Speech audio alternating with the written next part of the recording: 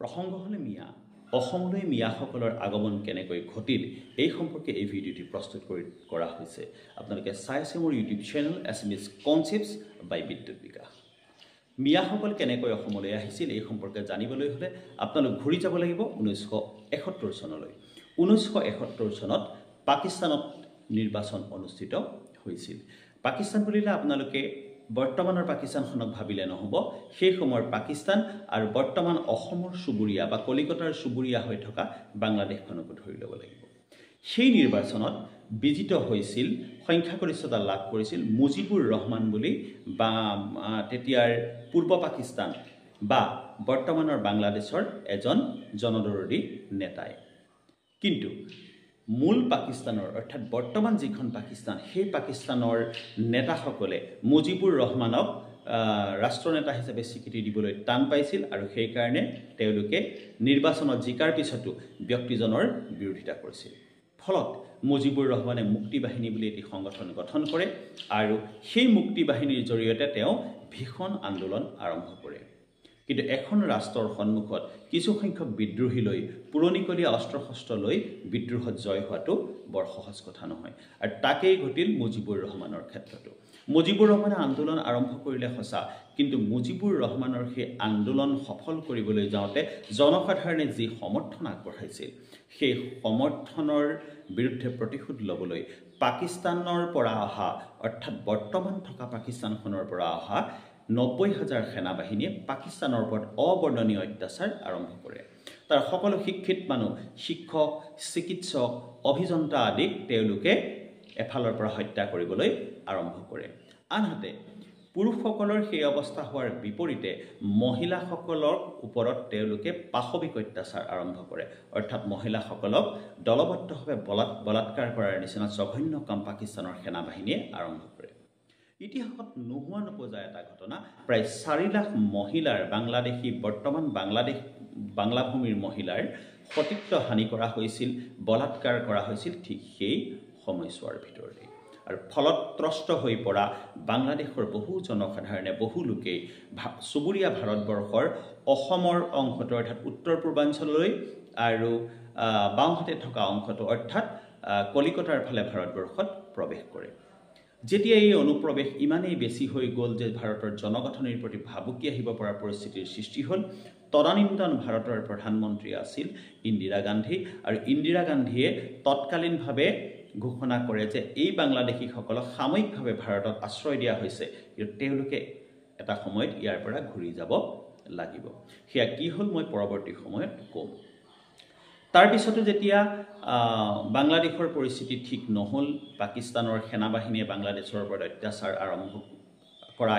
আৰম্ভ কৰা অত্যাচাৰ চলি থাকিল লগে লগে ভাৰতবৰ্ষই সেই দেশৰ সাধাৰণ জনসাধাৰণক বচাবৰ বাবে জ্যেষ্ঠ ভাতৃৰ দৰে দায়িত্ব ল'বলগীয়া হ'ল আৰু ইন্দিৰা গান্ধীয়ে ভাৰতবৰ্ষৰ সেই সময়ৰ সেনাপ্ৰধানৰ সৈতে আলোচনাত মিলিত হয় কিন্তু সেই সময়ত যুদ্ধৰ বাবে ভাৰতে গৈ বাংলাদেশত যুদ্ধ কৰাৰ বাবে অনুকূল সময় নাছিল কাৰণ বাংলাদেশ এখন সঘনাই বানপানী হৈ থকা দেশ গতিকে সেই সময়ছোৱাত কিছু সময় ভাৰতীয় সেনাসকলেও ল'বলগীয়া হয় আৰু ইয়াৰ মাজতে আৰু অধিক পৰিমাণে হত্যা হিংসা লুণ্ঠন ধৰ্ষণ এনেকুৱা ধৰণৰ ঘটনা ঘটিবলৈ আৰম্ভ কৰে পৰৱৰ্তী সময়ত ভাৰতীয় সেনাই অতি পৰিকল্পিতভাৱে পাকিস্তানী সেনাক প্ৰতিহত কৰিবৰ বাবে সুবিধা পায় ভাৰতীয় সেনাই পদাতিক সেনা ভাৰতীয় নৌসেনা সম্পূৰ্ণৰূপে ব্যস্ত হৈ পৰে তদুপৰি ভাৰতীয় যি বায়ু সেনা আছে বায়ু সেনাৰ জোৱানসকলেও ইয়াত গুৰুত্বপূৰ্ণ ভূমিকা গ্ৰহণ কৰে ইণ্টাৰেষ্টিং কথা সেই সময়ত বাংলাদেশ অধিকাৰ কৰি থকা পাকিস্তানী সেনাক ভয় খুৱাবৰ বাবে ভাৰতবৰ্ষই কেইজনমান খুব নগণ্য সংখ্যক সেনাক এয়াৰ ড্ৰপ কৰে অৰ্থাৎ এৰোপ্লেনৰ পৰা তাত নমায় আৰু বাকী যি বায়ু সেনাৰ সৈনিক তাত নমাইছিল সেইবিলাক আছিল কেৱল মাত্ৰ প্লাষ্টিকৰ কিছুমান পুতলা অৰ্থাৎ ভাৰতীয় সেনাৰ নিচিনাকৈ ড্ৰেছ পোছাকৰে কিছুমান পুতলা পেলাই দিয়া হৈছিল যাতে পাকিস্তানক মানসিকভাৱে দুৰ্বল কৰি পেলাব পাৰি এই সম্পৰ্কে এটা ডিটেইলছ ভিডিঅ' ভাৰত পাকিস্তানৰ বিবাদ সম্পৰ্কে মই বনাই ৰাখিছোঁ আপোনালোকে ইচ্ছা কৰিলে মোৰ ইউটিউব পেজটোত চাব পাৰে এটা সময়ত গৈ সেই যুঁজখনত পাকিস্তানী সেনাই ভাৰতৰ ওচৰত আত্মসমৰ্পণ কৰিবলগীয়া হয় ভাৰতৰ ওচৰত আত্মসমৰ্পণ কৰিবলগীয়াৰ হোৱাৰ অৰ্থটো হ'ল বাংলাদেশৰ ওপৰতো তেওঁলোকে আত্মসমৰ্পণ কৰিবলগীয়া হয় কাৰণ ভাৰতবৰ্ষই বাংলাদেশৰ হৈ সেই সময়ত যুদ্ধত নামিছিল যুদ্ধ শেষ হৈ গৈছিল পাকিস্তানী সেনা বাংলা ভূমিৰ পৰা বিদায় লৈছিল আৰু বাংলাদেশ এখন নতুন স্বাধীন দেশ হিচাপে গোটেই বিশ্বৰ সন্মুখলৈ আগবাঢ়ি আহিছিল কিন্তু সেই ভাৰতত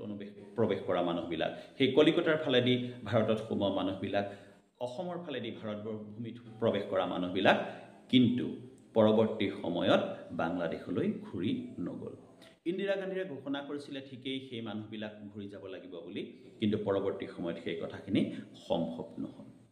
সেই সকলকে আমি বাংলাদেশী বা মিয়া বুলি কওঁ বহুতে মৈমনসিঙীয়া বুলিও কয় মৈমনসিং আসলতে বাংলাদেশৰ এখন জিলাৰ নাম আৰু সেই জিলাৰ পৰা বেছিকৈ প্ৰব্ৰজন হৈছিল বাবে মৈমনসিঙীয়া বুলি তেওঁলোকক জনা যায় আজিৰ তাৰিখতো সেই বাংলাদেশীসকল আমাৰ অসম ভূমিত আছে আৰু 1971 চনৰ পিছৰ সময়ছোৱাত যেহেতু বাংলাদেশ এখন দুখীয়া দেশ বাংলাদেশ এখন অতি উন্নয়নশীল দেশ বৰ্তমান তেওঁলোকে কিছু উন্নতি কৰিবলৈ সক্ষম হৈছে তথাপিতো তেওঁলোকে ৰাস্তা ঘাটৰ সুবিধা চিকিৎসা ব্যৱস্থাৰ সুবিধা জীৱন ধাৰণৰ মানদণ্ড অলপ বেছি বুলি ভাবি ভাৰতলৈ এতিয়াও আমাৰ সীমান্তদি উন্মুক্ত হৈ থকা সীমান্তদি প্ৰৱেশ কৰি আহিছে আৰু সেই সুবিধা সময় অনুসৰি লৈ আছে আমাৰ ৰাজনৈতিক কিছুমান দলে তেওঁলোকে সেই অনুপ্ৰৱেশকাৰীসকলক ভোটাধিকাৰ প্ৰদান কৰিছে যেহেতু চাউলৰ কাৰ্ড তেওঁলোকক প্ৰদান কৰিছে ৰেচন কাৰ্ড দিছে ভোটাৰ কাৰ্ড দিছে আৰু ভোটৰ লালসাত তেওঁলোকক ভাৰতবৰ্ষত নিগাজিকৈ থকাৰ সুবিধা দিছে শেহতীয়াকৈ অসমত যি NRC হৈ গ'ল এই NRCৰ পিছতো দেখা গ'ল যে তেওঁলোকৰ হাতত ৰেচন কাৰ্ডকে আদি কৰি ভোটাৰ কাৰ্ডকে আদি কৰি বা অসমত থকাৰ প্ৰমাণ হিচাপে কিছুমান আদালতৰ কিছুমান নথিপত্ৰকে আদি কৰি বহু বস্তু তেওঁলোকৰ হাতত বৰ্তমান সময়তো আছে মূলতঃ এইকেইটা হ'ল বাংলাদেশৰ পৰা কেনেকৈ অসমলৈ প্ৰব্ৰজন কৰি আহি মিয়াসকলে অসমত নিগাজিকৈ থাকিব লাগে তাৰ থুলমূল কথা এই সম্পৰ্কে মই এটা আৰু ডিটেইলছ ভিডিঅ' বনাম এইটো আপোনালোকে ভালদৰে চাব আৰু বৰ্তমান ভিডিঅ'টো চাই আপোনালোকে কেনেকুৱা পালে সেই সম্পৰ্কে আপোনালোকে মতামত জনাবলৈ নাপাহৰিব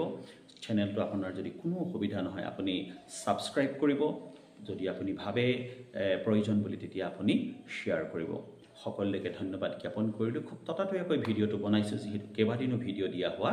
নাছিল নিশ্চয় সকলোটি ভালে আছে আপোনালোকে চাই আছিল মোৰ YouTube channel SMS concepts by Bidyut Bikash thank you very much have a very nice time